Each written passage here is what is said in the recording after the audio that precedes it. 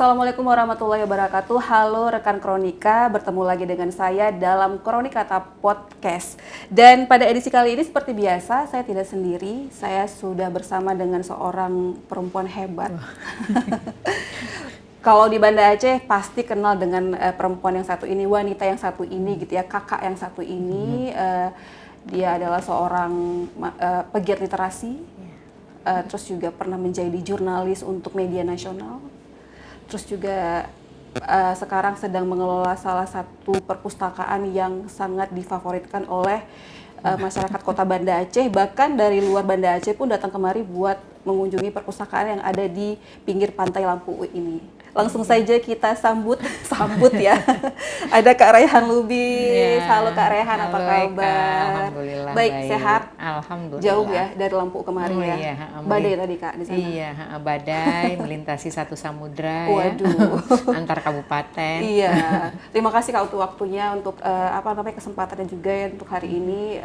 Kita ngobrol nih, dan rekan Kronika juga pasti sudah sedikit bisa menebak-nebak nih dengan hadirnya Kak Raihan pada hari ini, seorang pegiat literasi, penulis juga aktif, produktif ya. Kita bisa membaca semua tulisan Kak Raihan itu di Instagramnya Sophie Sunset Library. Itu perpustakaan tadi, saya juga sering ke sana ya, sering main-main ke sana juga, sering baca buku juga. Ini terkait dengan kisruh kepemilikan lapangan Belang Padang yang sampai sekarang ini masih menjadi pembahasan ya Kak ya.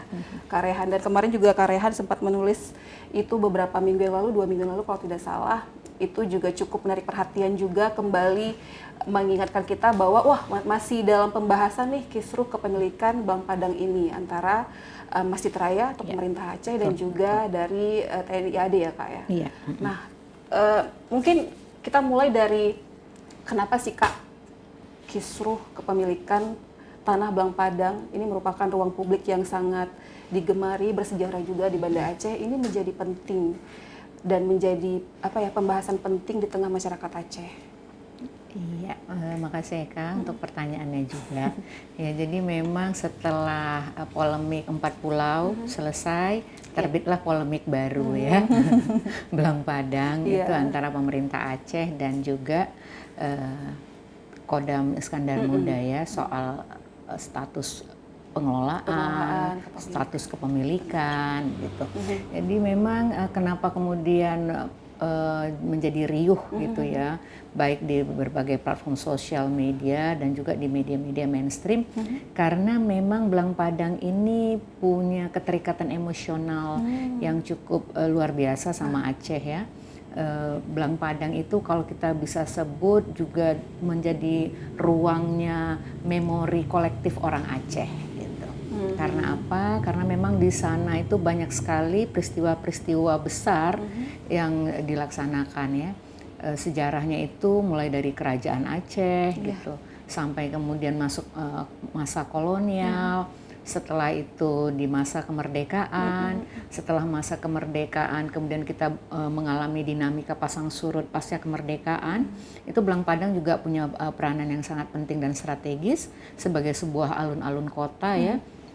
Setelah itu kemudian ada peristiwa bencana tsunami, di mana waktu itu kalau misalnya Eka pernah baca, di Minggu pagi itu tuh dilaksanakan acara lomba lari. Maraton ya Kak? Maraton ya. Jadi memang kemudian peristiwa itu menambah lapisan-lapisan memori ya, kolektif gitu buat orang Aceh. Plus setelah tsunami, kemudian kita ada perjanjian damai, itu juga pemotongan senjata GAM pertama sekali dilakukannya di Belang Padang. Iya. Jadi bayangkan dari masa kerajaan ya, dari tahun mungkin sekitar 1600-an sampai abad milenium gitu, itu memang areal itu bertuah ya, bertuah kalau kata bertuah. Ya. Lapisan-lapisan tanahnya itu merekam banyak sekali sejarah gitu. Dan itu yang mungkin membuat keterikatan orang Aceh itu terhadap area Belang Padang itu cukup besar. Iya Kak, kalau kita bicara soal kisruh kepemilikan ini kan ternyata panjang sekali ya prosesnya. Saya juga baru tahu bahwa ini sudah permasalahkan, dibahas gitu dari tahun 2003 sampai sekarang masih belum inkrah ya, kalau bahasa hukumnya belum ada penetapan khusus. Dan ini kan memang seperti yang rekan Kronika juga tahu gitu ya, Kak Rehan dan saya juga tahu bahwa ini ada perbedaan klaim menggunakan dasar yang berbeda gitu ya Kak ya.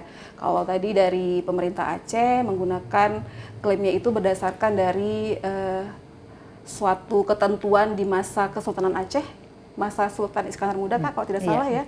Lalu saat dan TNI AD itu Kodam itu mengklaim pengelolaan itu pasca diserahkannya Blang Padang pengelolaannya oleh Belanda kepada TNI AD. Itu mungkin bisa Kakak lebih apa ya, kita bisa memperjelas ya duduk perkara ini Kak antara kedua belah pihak nih seperti apa sih Kak gitu. Iya, jadi saya mau disclaimer dulu nih Kak. Sebagaimana tadi Kak sebutkan kan saya pegiat literasi ya. Betul. Jadi bukan sejarawan juga, bukan arsiparis gitu. Saya memang sehari-hari itu ngutak-ngutik dokumen, arsip terkait memang literasi. Benar. Jadi memang dalam aktivitas saya belakangan ini banyak sekali dokumen-dokumen dan arsip-arsip terkait Aceh itu yang memang kita coba gali lagi, kita coba maknai ulang lagi dengan konteks hari ini. Nah, kasus Blang Padang itu memang cukup unik. Jadi kalau kita lihat status tanah wakaf yang disebut pemerintah Aceh itu memang berdasarkan kanun, namanya Kanun Mekuta Alam. Nah, Kanun Mekuta Alam ini ditemukan Belanda itu ketika mereka melakukan penyerbuan di Masjid Indrapuri tahun 1879. Dan sayangnya memang dokumen itu nggak lengkap waktu ditemukan. Jadi selain Kanun Mekuta Alam itu, mereka juga menemukan itu sarakata atau maklumat dari Sultan ya. Sultan, aduh kok saya lupa namanya. Jadi Sultan Samsul Shah, Sultan Samsul Shah, maklumat Sultan Samsul Shah.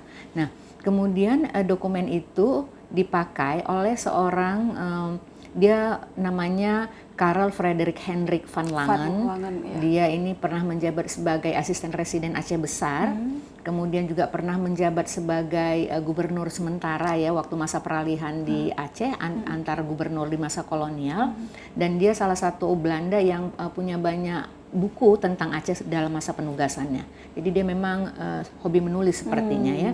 Nah, jadi dalam buku Van Langen itu dia mengutip Kanun Mekuta Alam dan sarakatanya Sultan Samsul Shah. Disebutkan memang Blang Padang itu merupakan kalau dia menyebutkannya mengutip kata tanah wakaf gitu ya. Tanah wakaf ini yang merupakan arealnya waktu itu disebutkan adalah satu kebun kelapa, kemudian juga kebun rumbia dan sawah gitu. Jadi hasilnya itu memang diberikan untuk imam masjid raya gitu. Jadi itu sudah menjadi ketentuan sultan. Jadi sepertinya sultan membeli area tersebut gitu, kemudian mewakafkannya dan hasilnya itu diserahkan untuk kemaslahatan masjid raya. Dan di situ jelas disebutkan bahwa status tanah yang disebut tanah wakaf atau umang sara ya dalam kanun itu tidak boleh diperjualbelikan, tidak boleh disebut sebagai harta warisan, hanya boleh dikelola baik oleh imam ataupun orang lain, tapi hasilnya tetap untuk imam masjid. Gitu. Jadi memang dulu ya melalui Kanun Mekuta Alam ini itu sangat rigid ya, sangat detail bagaimana misalnya para pengelola misalnya masjid gitu itu diberi uang saku gitu ya, diberi kehidupan gitu oleh kerajaan sehingga mereka memang menjadi fokus ibadah ya, nggak seperti hari ini mungkin bisa kita lihat. Jadi sangat detail.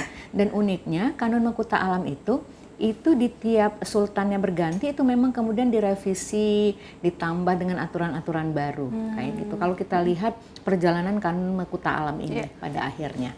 Nah, kemudian ketika akhirnya itu di satu periode ya, periode kerajaan. Nah, ketika kemudian Belanda masuk, Belanda masuk di tahun 1873 dan kemudian akhirnya menemukan kanun itu, membuat buku, Van Langen kemudian membuat buku, kemudian Belanda sebagaimana karena dia sudah menduduki area Banda Aceh ya, dia kemudian membuat peta. Jadi kalau kita lihat peta Belanda itu di tahun di awal-awal mereka menduduki Banda Aceh itu di tahun 1874-75. Kalau mereka buat peta Belang Padang itu mereka masih menuliskannya itu Kota Rantang. Area itu. Jadi mereka sebut Kota Rantang Van Belang Padang. Nah, jadi area itu sepertinya dulunya namanya memang Kota Rantang Van Belang Padang. Nah, itu juga dicatat dalam beberapa laporan perang ya. Salah satunya oleh Jan van Swieten, Jenderal Perang Belanda Aceh yang perang kedua. Itu dia memang menuliskan, kami berhasil menduduki Kota Rantang Belang Padang, dia bilang. Karena dengan menduduki Belang Padang, kami bisa dengan mudah menyeberang ke Pecut yang hari ini kita kenal sebagai Kerkhof Pecut. Karena Pecut adalah taman istana sehingga kami lebih mudah untuk menguasainya. Jadi areal itu tersebut juga sebagai Kota Rantang, Belang Padang. Maka itu ketika Belanda pertama sekali membuat peta kota Banda Aceh, dia masih menyebut area itu sebagai Kota Rantang Van Belang Padang. Tapi ketika kemudian Belanda mengupdate peta di tahun 1900-an awal sepertinya, itu batas-batas Belang Padang itu seperti yang sudah kita kenal hari ini. Dan disebut namanya menjadi alun-alun. Nah, jadi kalau misalnya Eka bisa mengimajinasikan, jadi kalau areal yang di depan yang kita mau ke Kerkhof ya sejalanan dengan Museum Tsunami itu disebut jalannya waktu itu Esplanade Land, jadi jalan Esplanade. Kemudian kalau yang bersisian dengan SMA 1 itu mereka sebutnya jalan Van der Heyden. Dia kalau yang kemudian di belakangnya lagi itu jalan Van Swieten. Kalau yang berbatasan dengan rumah wali kota sekarang ini itu jalan Jenderal Pel. Jadi landscape Belang Padang hari ini itu memang di-create oleh Belanda gitu ya. Batas-batasnya itu jelas sekali kita lihat. Kalau kita sandwich dengan peta Banda Aceh hari ini gitu. Kalau kita seandainya kita timpa, kita akan bisa melihat batasnya, itulah memang batas awal.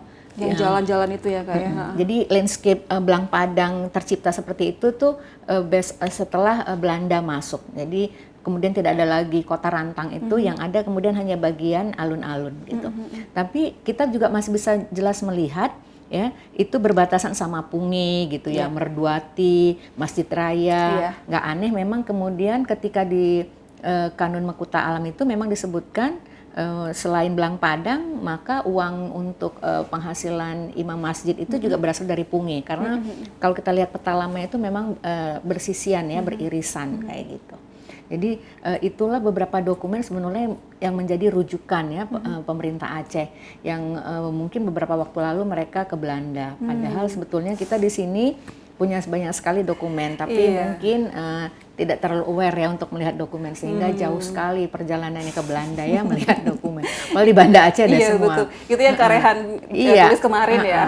Bahkan misalnya saya mengakses itu hanya dari kamar saya di Lokma ya untuk mengakses dokumen-dokumen. Itu hebatnya Belanda, dia simpan seluruh dokumen itu. Yang sayangnya kita nggak simpan ya dokumen-dokumen yang bisa jadi dasar. Nah, kemudian itu dasar yang dipakai sepertinya oleh pemerintah Aceh untuk mengatakan status kepemilikan Belang Padang. Sementara kalau kita lihat dari sisi TNI, saya ingat sekali memang satu hari ketika diberikannya status darurat militer bagi Aceh pada bulan Mei ya 2003, itu memang kan waktu itu kami masih jadi jurnalis ya, itu udah muter-muter kota. Saya ingat sekali di hari itulah pertama sekali saya melihat Belang Padang itu dipasangin plang bahwa tanah itu milik TNI. Waktu itu disebutkan milik, bukan pengelolaan seperti hari ini ya, itu milik TNI. Itu buat saya, kok bisa gitu. Itu di hari pertama darurat militer. Oh, saya pikir mungkin karena dalam keadaan darurat gitu ya. Apalagi kemudian waktu itu gubernurnya kan langsung di bawah Pangdam ya. Jadi saya pikir mungkin karena terjadi struktur pemerintahan, maka aset itu juga menjadi di bawah militer begitu.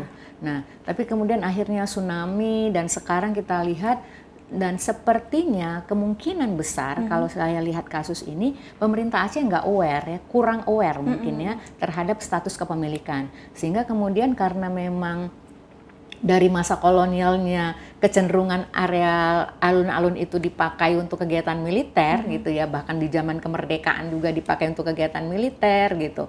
Misalnya kita bisa lihat bagaimana waktu itu Kodam Iskandar Muda itu bersama pemerintah Aceh itu membuat sebuah musyawarah kerukunan rakyat terkait akhirnya waktu itu TNI bisa mengajak Daud Bereh turun gitu ya terkait yang kita kenal dengan pemberontakan DITII kayak gitu. Jadi memang banyak sekali kegiatan militer di sana.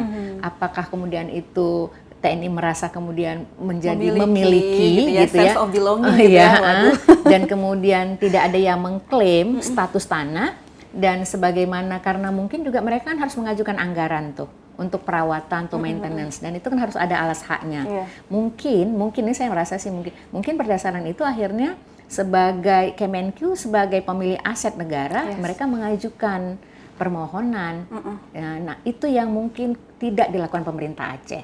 Sehingga kemudian ya sebagai pemilik aset negara, Menkyu menerbitkan surat pengelolaan dan itu jatuh ke tangan TNI.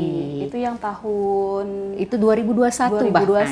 Masih artinya baru. kan masih baru. Iya, jadi memang pemerintah Aceh mungkin kurang gercep ya, kok udah hilang baru ini ya gitu. Baru ribut ya. Nah, jadi mungkin pemerintah Aceh mungkin merasa selama ini oh nggak apa-apa gitu, tapi ternyata ketika ada ya mungkin pendapatan-pendapatan yang dihasilkan terkait pengelolaan itu mungkin akhirnya menjadi polemik ya status pengelolaannya. Karena tadi menghasilkan ya Kak ya, pasti itu menjadi apa ya alasan utama akhirnya ada perebutan kepemilikan tadi seperti itu. Nah ini karena Kak Rehan pegiat literasi nih ya, kita juga melihat karena tadi Kak membahas soal pemerintah Aceh akhirnya jauh-jauh ke Belanda nih untuk untuk mencari arsip mengenai kepemilikan tanah Belang Padang ini yang ternyata ada di Banda Aceh yang Kakak bisa baca di kamar Kakak sendiri gitu ya. Nah, ini kan berarti kita bisa melihat bahwa seperti tulisan Karehan juga di waktu yang lalu itu juga bahwa memang kita berarti sangat minim kesadaran kita untuk bisa menghargai dokumen penting, arsip-arsip penting itu ya Kak, seperti itu ya. Nah kira-kira Kak, ini apa sih, kenapa sih bisa ya minim sekali nih, maksudnya bisa terjadi hal seperti ini, seperti apa sih Kakak melihat sebagai pegiat literasi, maksudnya pasti ngenes juga ya, maksudnya ya sedih juga gitu ya, tapi seperti apa sih Kak?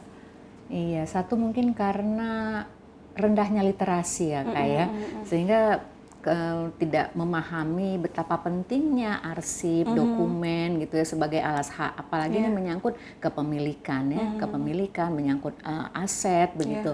Jadi dan di sini kita ada sebenarnya beberapa lembaga ya. Misalnya lembaga yang pernah dibentuk oleh pemerintah Aceh, itu namanya Pusat Dokumentasi Informasi Aceh. Dulu sebelum tsunami itu gedungnya tuh Kak kalau hari ini gedungnya menjadi Rumah Sakit Gigi dan Mulut. Yang itu di Belang Padang ya, di sisi SMA 1 itu.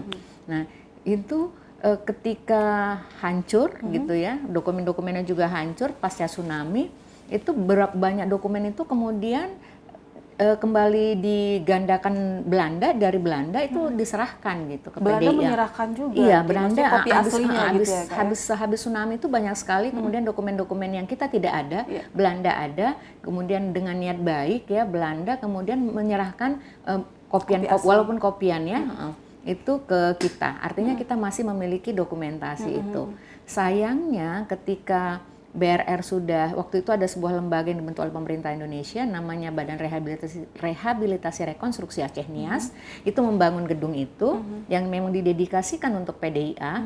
Bahkan kalau kita lihat itu sampai dibuat kamar-kamar untuk residensi, misalnya kalau ada peneliti, ada penulis yang ingin melakukan riset ya terhadap dokumen-dokumen dan arsip.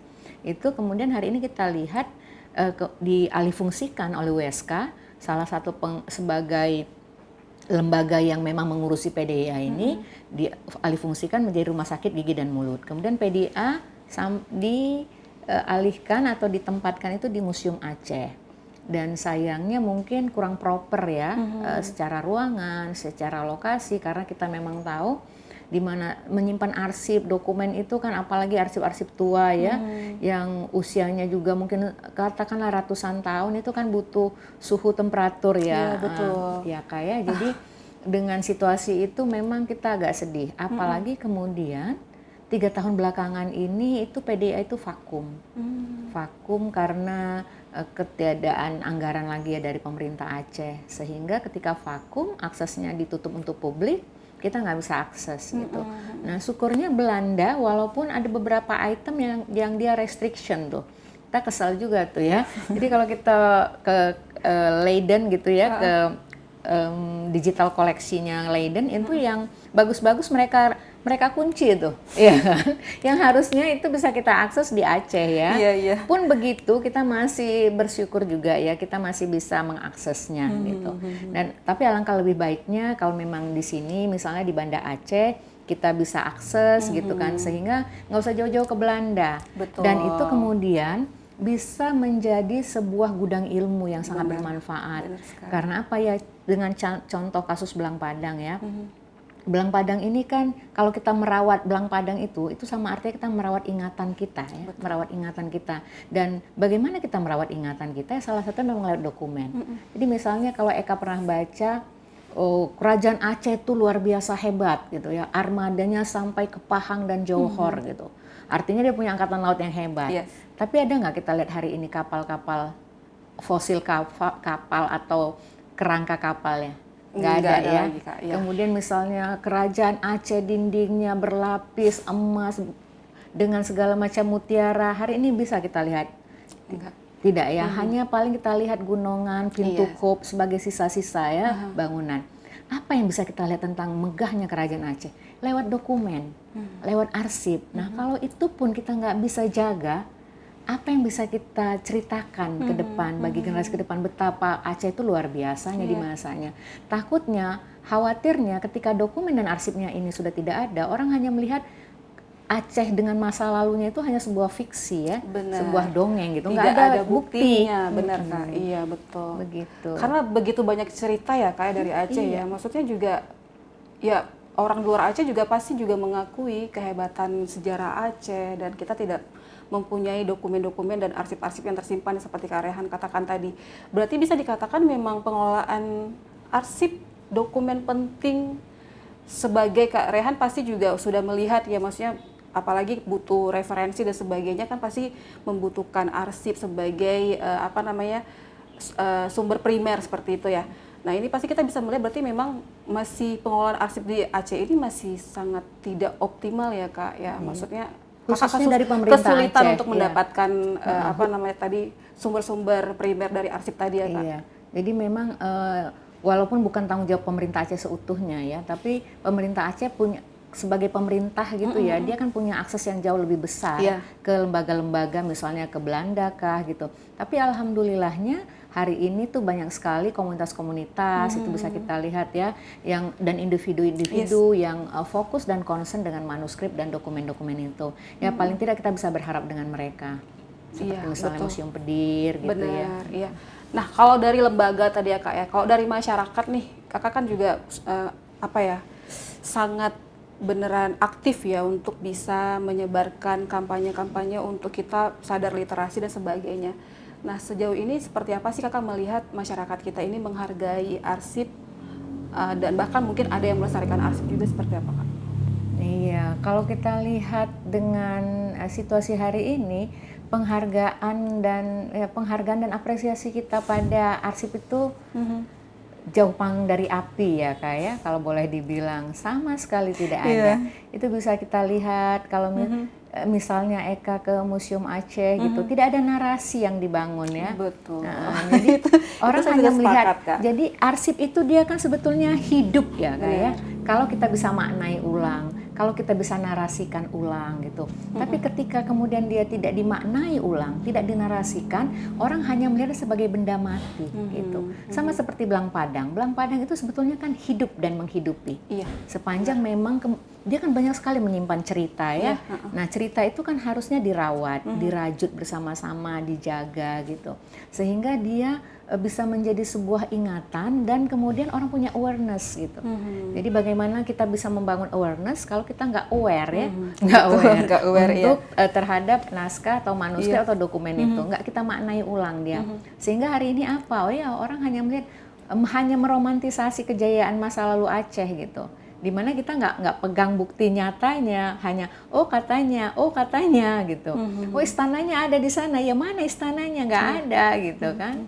Iya. Gitu. Iya, Kak, ini jadi dengan tadi ya masih minimnya kesadaran itu. Nah, kira-kira nih sebagai penutup juga nih ya, Kak ya. Langkah konkret apa nih yang bisa kita ambil untuk bisa untuk bisa berpartisipasi mengambil peran untuk menjaga arsip gitu ya. Tidak hanya masyarakat kita masyarakat, tapi juga lembaga pemerintahan yang memang mempunyai tugas untuk pelestarian. Apa sih yang bisa kita lakukan gitu menurut Kak Raihan? Ya, berdasarkan polemik Belang Padang ini, arsip dokumen itu memang sangat penting gitu ya. Dan harapannya pemerintah itu juga bisa merangkul masyarakat dan juga komunitas-komunitas dalam hal ini atau individu-individu yang punya concern untuk sama-sama bagaimana arsip atau dokumen utamanya terkait tentang kepemilikan atau sejarah Aceh itu bisa dirawat ya, atau paling tidak kita kalau bahasa saya gitu sih, kita syiarkan ya, kita maknai ulang, kemudian kita ceritakan dengan berbagai macam bentuk. Apalagi hari ini kan teknologi sangat luar biasa, kemudian banyak sekali aplikasi-aplikasi yang bisa membantu bagaimana kita mensyiarkan dokumen-dokumen itu sehingga generasi hari ini tuh aware gitu. Karena kan siapa lagi gitu kalau tidak generasi ke depan ini ya menjaganya. Jadi harapannya memang pemerintah take a lead gitu, menjadi leader, dan kemudian masyarakat yang punya fokus dan concern terhadap manuskrip, arsip atau dokumen itu bisa bekerja sama. Tapi kalau seandainya pemerintah juga nggak peduli, kan sulit juga bagi masyarakat untuk jump in gitu ya. Betul, gitu, kan. iya. Jadi ini tanggung jawab bersama, setiap orang punya peran bersama, terlebih tadi pemerintah juga jadi leadernya ya Kak ya, untuk bisa memastikan bahwa pengelolaan arsip, pelestarian warisan sejarah ini bisa terus diwariskan ke generasi mendatang seperti itu ya Kak ya. Iya. Kak Raihan, terima kasih Kak. Sama-sama, Singkat Eka. sekali obrolan kita pada hari ini, tapi semoga rekan Kronika ini bisa menjadi insight yang baru buat kita ya Kak Raihan. Terima kasih untuk waktunya. Sama-sama.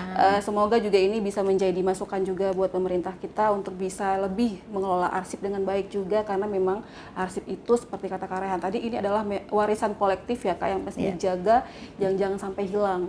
Kalau kita hilang arsip, hilang identitas ya Kak ya? Iya, hilang identitas. Padahal itu bisa jadi identitas dan kekayaan intelektualnya orang Aceh. Betul. Jadi kita terus dukung nih siapapun yang memang sekarang bergerak untuk merawat arsip. Siapapun punya peran, Kak Raihan, saya, dan rekan Kronika yang lainnya juga bisa ikut andil untuk bisa mendukung pelestarian arsip yang terutama yang ada di Aceh.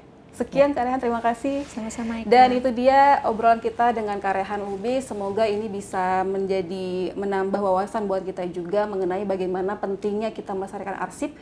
Kalau nanti ke depan ada konflik, bisa selesai dengan arsip yang kita jaga dengan baik.